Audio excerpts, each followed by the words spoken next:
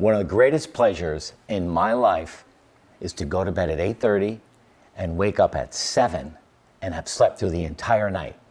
However, I haven't had that pleasure in probably 20 years. I was just going to say, who are you and what have you done with Mark? You never wake up at 7. And No. I'll use the word never, which in our family we try not to use the never and always, but you never wake up at 7. I don't. We're here today to talk about what you can do between the hours of 3 a.m. and 5 a.m. if you happen to wake up. And we don't handle it the same way. And we're going to share with you at the end of this video how different we are in that respect and what we do in that regard. But we want to start by talking a little bit about, why does that happen? We need to understand what causes that. I think back when I was a kid, my dad used to always say, when I was in business, you have to have a piece of paper next to your bedside and a pen. And whenever you wake up in the middle of the night, write down what's on your mind. Now, I was a little bit of old school, but I think the point is, many times we wake up at 1, 2, or 3 a.m. or 5 a.m. or 4 a.m. because we have a lot of stuff hanging around in our head. Well, not only that, Chinese medicine would tell you it's your body talking to you about different organs that may need some attention. Right. If you look at the wheel, there's a wheel that goes through the hours of the day, and if you experience circadian sleep, is that the word? Yeah, I'm not sure if that's the word for the Chinese wheel, but okay. But I do know that there are certain times of nights, a certain time during the night that is keyed into different areas of your body that may need some attention, like your lungs or your heart or your liver or your stomach, and that wheel actually talks about that, doesn't it? Yeah, and specifically the 3 to 5 a.m. has a lot to do with, I believe it's like your heart, your lungs, things like you said that are weighing on you, but really starting to affect your organs. By the way, this would be a good time to mention the free download in the notes below, a health and wellness checklist. Because like Jody just said, many times you're waking up at a certain time of night because there's something going on inside. Yeah. And you shouldn't ignore it.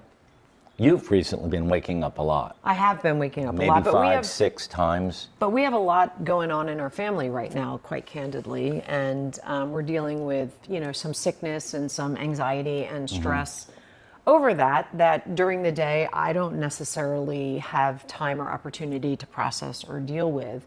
And I think it catches up with me throughout the night. So I'm usually a pretty good sleeper. I mean, I'm a pretty good relaxer at the evening. I've got a routine, which we'll go through later, but recently, things have been weighing pretty heavy on me, and I've been getting up 4 or 5 times a night, which does not make for a peaceful, restful day.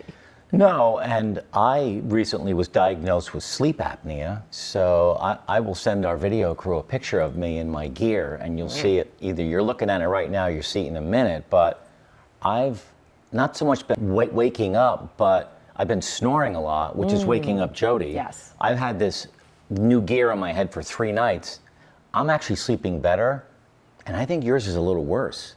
So the snoring isn't taking place, but I think your active mind is really overrunning what's happening, and that's what's getting you up. I think really at the heart of this, no pun intended, but at the heart of this is you really can't ignore what your machine, right? You have this God-given machine that is sending you signals when your mind isn't in control of your body, right? So when you're sleeping, your mind is supposed to be at rest, and then other organs kind of take over, and they're starting to kind of show themselves, right? So ignoring it is not a good strategy. Right.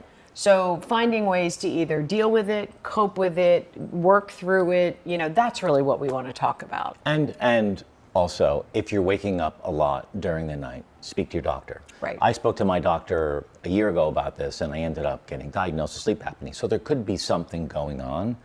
And I don't want to go deep in sleep apnea, but the lack of oxygen going to my brain for the last 10 years definitely has not been helpful. And I feel so much more confident now that I'm getting oxygen all night long into my body and my brain. So that was an important discovery that I made. The second point we really should talk about is some things that you could do to get you a better night's sleep, right? Well, I think you have to take a obvious. step back and understand why. Why is this happening? I like I said, I've always been a good sleeper. So why all of a sudden am I not sleeping very well? Not only am I sleeping lighter and getting less deep sleep and less REM, but why? And, that takes a little introspective work, asking yourself what's stressing me out through the day. What have I done, in my active world for the day? Have I gotten enough exercise? Sometimes have I gotten too much exercise? I mean, I've gone to bed recently coming off our 30-day challenge where my body is so physically tired and my muscles hurt so much that I'm like, I'm not sleeping very well. Yeah. And I wonder if it's because of too much activity. So I really think the first thing you should do is look inside and say, what is keeping me awake at night? Okay, so what do we do? What do we suggest that people can do when they wake up at 3 a.m. and they don't want to get out of bed? Because we wake up at 3 a.m. I wake up at 3 a.m. Anytime 3 or after, I'm out of bed and I'm in this room. Most people aren't like that. So what can most people do at 3 a.m.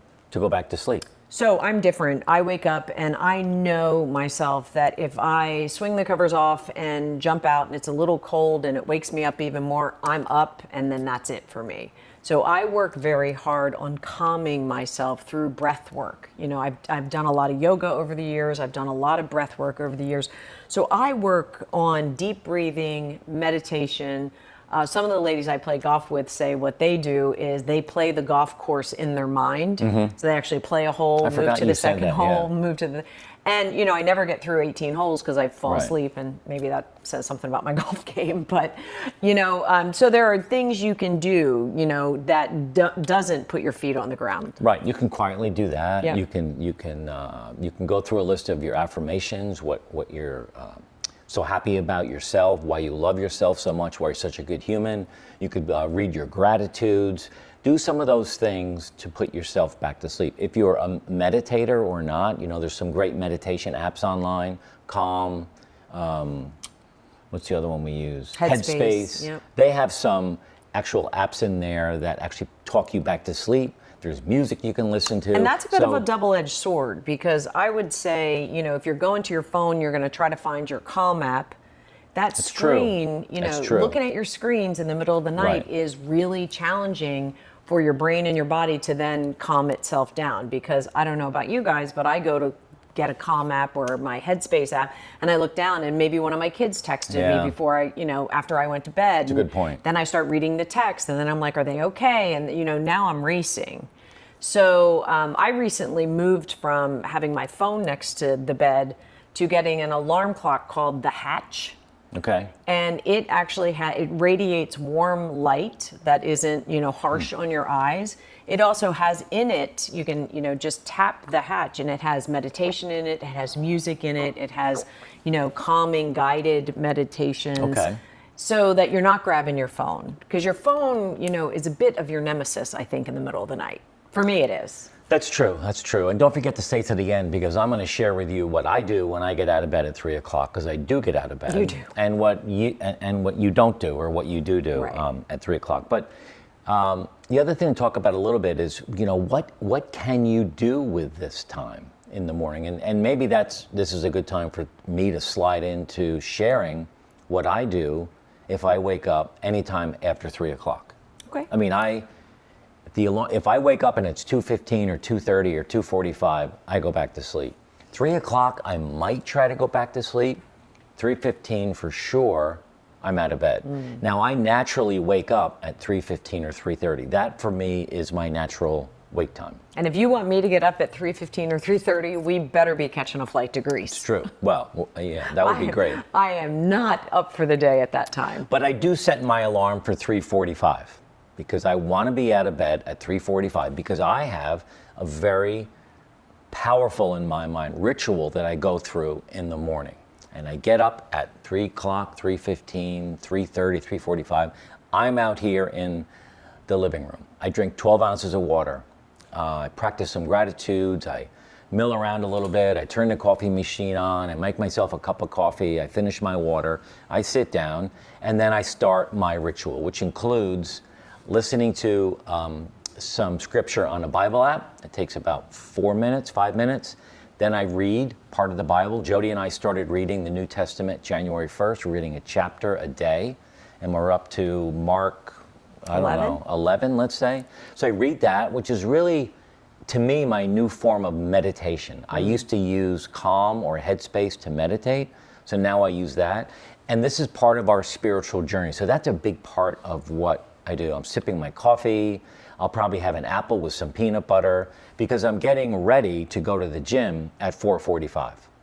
So come around 4:30, then I'm changing, I'm getting ready for the gym, I'm really getting psyched up for that, I'm making some water for the gym, and out the door I go at 4:45 and do my gym, and then I'm back at 6. Right. And then we start something different. So that's what I do. I do that on purpose. I know it sounds strange. Some people say you're nuts. What time do you go to bed? Well, I go to bed at 8:30, 8:45, 9 o'clock at the latest. I try to. I can stay up till 11, but I might skip the gym. What's so funny?